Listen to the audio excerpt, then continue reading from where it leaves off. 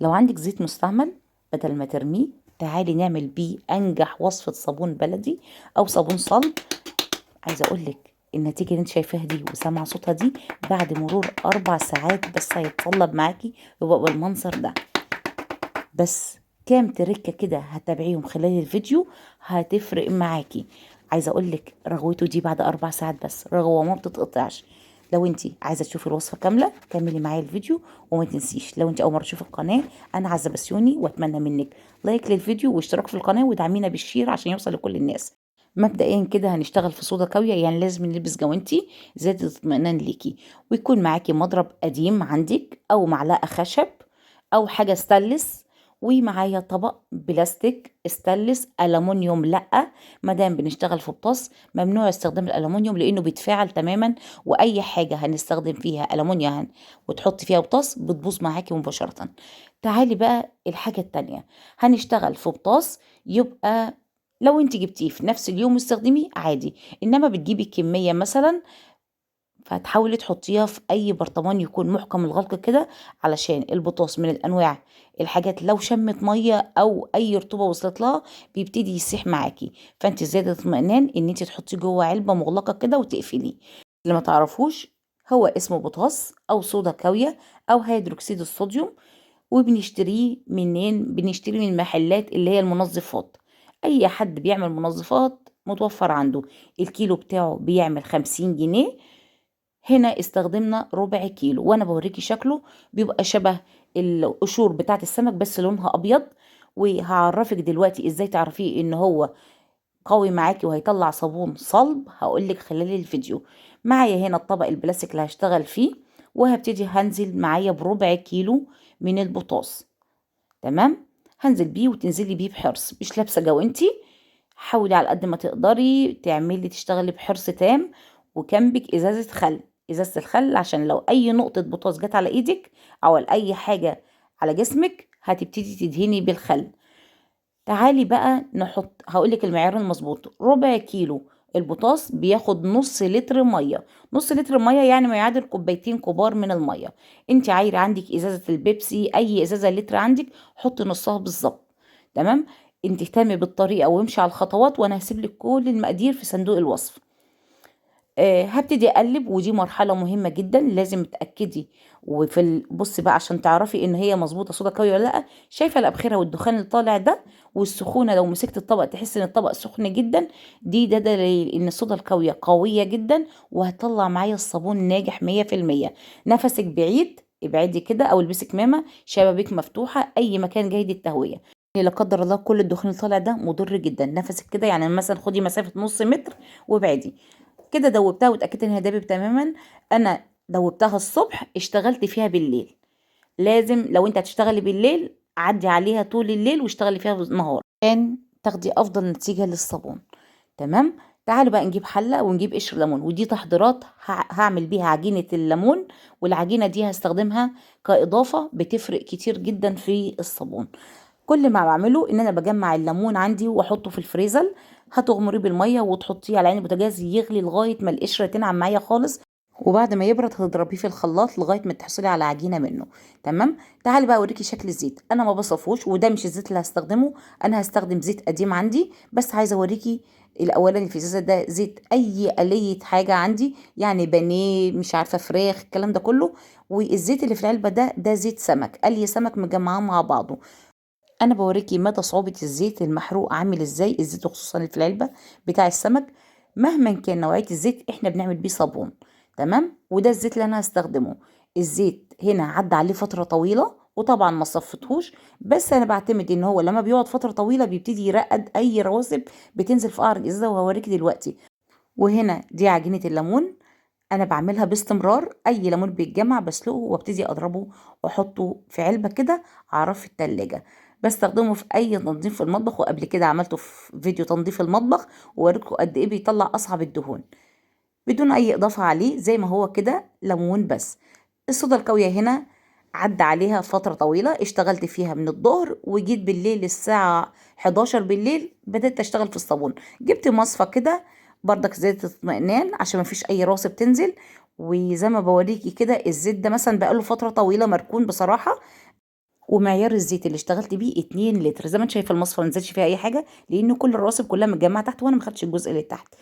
ودي اهم مرحله، ان هما يختلطوا ببعض. وعشان الصودا الكاويه زي ما قلت لك انا دوبتها الصبح واشتغلت في الصابون بالليل، دابت واتجنست بسرعه جدا. مجرد ما قلبتها زي ما انت شايفه المده اللي انا قلبت فيها دي، مجرد بس الفيديو مسرع، المده دي كان اختلطوا تماما، ما كانش فيه اثر للزيت، وبداوا كمان يتقالوا مع بعض.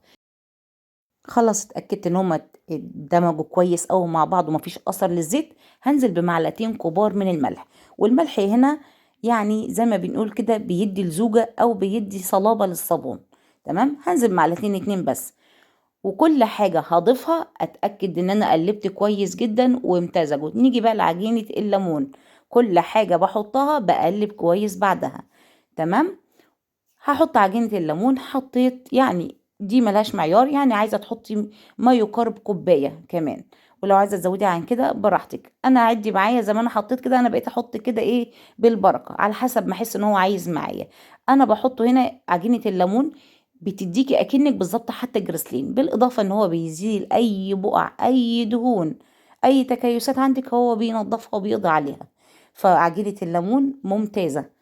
انا حطيت هنا زي ما انت شايفه، عدي ورايا انا حطيت قد ايه، تقريبا حطيت بتاع 6 7 معالق. وهنا هنحط ليمونه كامله وليمونه كبيره، يعني من ليمونه لليمونتين، وعصريهم كويس قوي، خد الميه بتاعتهم. وحطيتهم فريش زي ما انت شايفه علشان يشيل اي زنخه في قلب الزيت. تمام. وكل كده لغاية دلوقتي انا ما حطيتش اي اضافات بفلوس، كل ده كده من البيت من غير ولا تعريفة. وعايزة اقولك ان هو بيمتزج زي ما انت شايفة كده. ودي احسن فترة اللي هي فصل الشتاء ان انت تعملي صابون بيختلط تماما. تعالوا بقى للاضافات ام فلوس. هنبتدي ننزل بكوبايتين من الصابون السائل. وعايزه اقول لك ان الصابون ده مش بريل، الصابون ده الصابون السائل اللي بنشتري من محلات المنظفات العادي، الكيلو ب5 جنيه. خدت منه نص لتر، يعني كوبايتين، يعني معادل نص كيلو. النص كيلو بكام؟ ب2 جنيه ونص. عدي ورايا الحاجات اللي هنعملها عشان اوريكي ان هو قد ايه مش مكلف تماما. ودي كانت اول اضافه بفلوس. وكل اضافه هتحطيها لازم تقلبي لغايه ما تحسي ان هي ملهاش اي اثر خالص، تبتدي تضيفي اللي بعدها. تعالوا بقى للاضافه التانية. معايا هنا ربع كيلو، وده مش ربع كيلو، انا خدت منه قبل كده، اللي هو البرسيل السايب بتاع الغسالات العاديه، لان رغوته بتبقى اقوى. ده ربع كيلو، الربع كيلو ب5 جنيه، وما خدت منه شوية. ودي زهرة بيضة ب5 جنيه، زهرة بيضة. تمام كده، يعني انت حضرتك هتجيبي ب5 جنيه برسيل او اي كيس برسيل، وب5 جنيه زهرة بيضة. الزهرة البيضة عشان لو استخدمتي للملابس بيزيل اي بقع، اي بقع بيزيلها. ممتاز جدا جدا. وكل اضافة بتحطيها تقلبيها، اتأكدتي ان هي دايبت كويس، تبتدي تضيفي اللي بعدها. اضافات كلها بسيطة وغير مكلفة بالمرة بالمرة. مش هنحط اي حاجة غالية خالص. ومش لازم البرسيل اللي انت شايفاه ده، ممكن اي كيس برسيل بتحبيه ضيفيه. حطي منه كيس كفاية جدا. حابة تحطي برسيل جل، حطي برسيل جل، مفيش مشكلة. كل الاضافات اللي بحطها دي هي مع كل دورها ان هي تعلي من جودة الصابونة، تعلي من جودة الصابونة. بس لان عايزة اقولك ان صودا كاوية وزيت هما دول اساس الصابون، وهيطلع معاكي صابون صلب وكويس جدا مفيهوش اي مشكلة. بس كل اللي بنحطه ده هي بتعلي من جودة الصابونة، تخلي الصابونة ذات شأن كده. قلبت واتأكدت ان كل حاجة اتقلبت كويس جدا، وركنته شوية عقبال ما عبيت الزيت القديم اللي انا وريته لكم ده في العلبة وفي الازازة. ركنته بقى عشان هو يبقى الخطة الخمسية الجديدة بقى ان شاء الله. تعالوا بقى، وركنته عقبال ما ركنته شوية لقيته بيتقل مع نفسه. احنا في جو الشتاء، جو الشتاء ممتاز جدا، بيخلي الصابون يربط معاكي بسرعة. واخر اضافة بحطها كوباية الا ربع من الخل، كوباية الا ربع من الخل، يعني هتخليها اخر اضافة. الخل ده معقم ممتاز، معقم ممتاز. وكان الخل اخر اضافه معايا.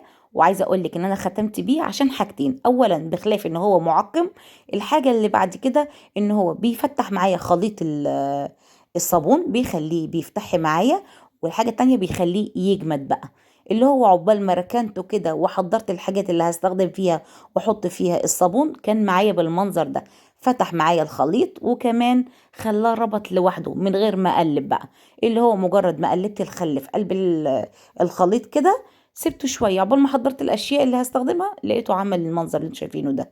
جبت هنا كرتونه، ودي كانت كرتونه كده كان الناس جايبين لنا فيها حاجات العيد كده، احتفظت بيها، ما عنديش مبدأ ان انا برمي. وكانت القوالب دي جواها محطوط فيها الكعك والبسكوت والكلام اللي انتوا عارفينه ده. فاحتفظت بيهم. احنا عندنا مبدأ ما بنرميش. المهم حطيتهم كده، ووريكي شكل الخليط قبل ما اعمله كده. بصي ما شاء الله عامل ازاي، بدأ يتصلب. قبل ما يتصلب بقى معايا بسرعة كده ابتدي احط الخليط. كنت صح بوريكي موضوع الخل اللي انا بعمله ده، يعني ازازة الخل. بوريكي ان انت مجرد اي حاجة تيجي على جلدك ما عليكي غير تاخدي شوية خل وتبتدي تعملي بيهم في ايدك كده يعني. آه الصودا الكاوية او الشغل في الصودا الكاوية الوحيد اللي بيبطله هو الخل وبس. تمام. هبتدي بقى اعبي القوالب زي ما انت شايفة كده، وبقيت الكمية جبت الكرتونة اللي انت شايفينها دي، وهبتدي احط المعيار اللي انت عايزاه وكيس جواه كده. ده كرتون يعني عشان خاطر تتأكدي ان ما يبوش من الكرتون لازم تحط كيس. تمام. حسيت ان هو من جنب كده ممكن يكون خفيف شوية، يعني هتلاقي الجنب كده الصابونة مش محملة، فبدأت اضيف شوية وتبتدي تهزيه كده كأنك بتعملي كيك بالظبط، وتديها كام خبطة كده. الكام خبطة دول عشان يسوي الوش بتاعه ويخلي الصابونة من جوه ما فيهاش اي فراغات. عايزة اقول لك اني ودي كانت طبعا العلبة اللي كان فيها الزيت غسلتها واستخدمتها بردك. عايزة اوريكي ان انت ممكن تحطيه في اي حاجة. لو بلاش ما عندكيش علب كرتون، ممكن اي علب بلاستيك عندك تستخدميها، مش هتحتاجي تحطي اكياس بلاستيك لان هي هتفصل لوحدها. حبيت الكمية كلها زي ما انتم شايفين كده وركنتها على الرخامة مكانها كده بالظبط. يعني خلصت كده 1:30 بالليل او 2:15. خلصت الصابون ركنته زي ما انتم شايفينه كده، وقمت بقى في صلاة الفجر كان بالمنظر ده. يعني قمت صلاة الفجر ودخلت ابص عليه لقيته بالمنظر ده. تمام. بصي رائع رائع. عايزة اقولك كل ما بيتركن كل ما درجة لونه بتفتحي كمان. عد انت بقى كام ساعة بقى بالمنظر ده. لا تقولي لي بقى بيفصل ولا الزيت ولا مش عارفه كله. ده احسن وقت تعملي فيه الصابون. انا بصراحه ما بعملش الصابون الا في ايام الشتاء دي، لانه ما بيحتاجش كميه تقليب كتيره زي ايام الصيف. وكمان نجاحه بيبقى اضمن بكتير من فصل الصيف، لان الحر بيخليه بيساعده ان هو ايه، السخونه هو عايز هوا، عايز هوا وعايز سقعيه عشان يمسك معاكي بسهوله. تمام. وطبعا بالاضافه للطريقه اللي قلت لك عليها ان انت هتعملي البطاص في وقت تدوبيه وتشتغلي بيه بعد ما يعدي عليه فترة، بيبقى سبب في نجاح الصابونة، بيخلي الصابونة ناعمة جدا. صابونة ناعمة. عايزة اقولك هتدعيلي على الصابونة دي. بدأت هنا اقطع الصابون زي ما انتم شايفين كده، يعني المعيار والمقاس اللي انت عايزاه. انا هنا حددت الصابونة تبقى قد عقلة الصباع كده. يعني قسمت البلوك معايا اللي انتوا شايفينه ده 5 في 3، يعني طلع معايا 15 صابونة بحجم كبير جدا، حجمها كبير. ما اهتمتش تطلع قد ايه صابون قد ما اهتميت ان الصابونة تبقى محملة وكبيرة. تمام. بص الصابونة ناعمة ناعمة جدا، ما فيهاش ولا مسام مفتوحة خالص، وده راجع ان الصودا الكاوية اتدوبت واتركنت شوية. كل ما تركنيها كل ما هينجح معاك الصابونة. حبيت بقى اعمل له شكل اكنه بتاع شركات بقى. جبت الكوباية وما عرفتش اعمل بيها من تحت، فجبت الغطا لقيت الغطا بيعمل ايه، بيكسر في الصابونة من فوق. تمام. فبدأت اجيب الكوباية نفسها واعمل بقى شكل من كده زي ما انتم شايفينه. الفيديو موضح نفسه بصراحة زي ما انتم شايفين كده. بدأت اعمل الشكل، يعني اي حاجة انت عايزاه اي تشكيل انت عايزاه. طبعا اللي حطيته في القوالب هوريكم شكله عامل ازاي، هو عامل اشكال لوحده.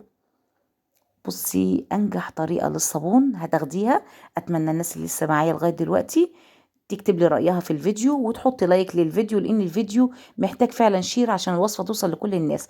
تعالوا بقى للقوالب اللي انا عملتها. هطلع منها فيه شكل كده، شكله كان حلو قوي لطيف. يعني صابونة قمر كده، 3 صابونات كده من البلوك ده اللي طلعه اللي هو القالب بتاعه ده. اي حاجه لو عندك حاجه سيليكون هتطلعي بيها صابون ممتاز. علب بلاستيك اي حاجه، بس بلاش صواني المونيا وتحطي فيها كيس، لان الكيس ممكن يكون مخروم يوصل الصابون لتحت يبوظ معاك الصينيه ويبقى خساره. بصي بقى الصابونه دي طلعت كبيره وحجمها حلو قوي وشكلها لطيف قوي. يعني زي ما انتم شايفين كده طريقه التشكيل بتاعتك انتي. انا حبيت اعمله عشان التصوير اطلع لك اشكال، وكمان لو ناس بتحب تبيع يعني اوريكي افكار لو عايزه تبيعي. بصي شكلها عامله ازاي. والقوالب والحاجات دي هغسلها واشيلها المره تانية ان شاء الله اعمل بيها.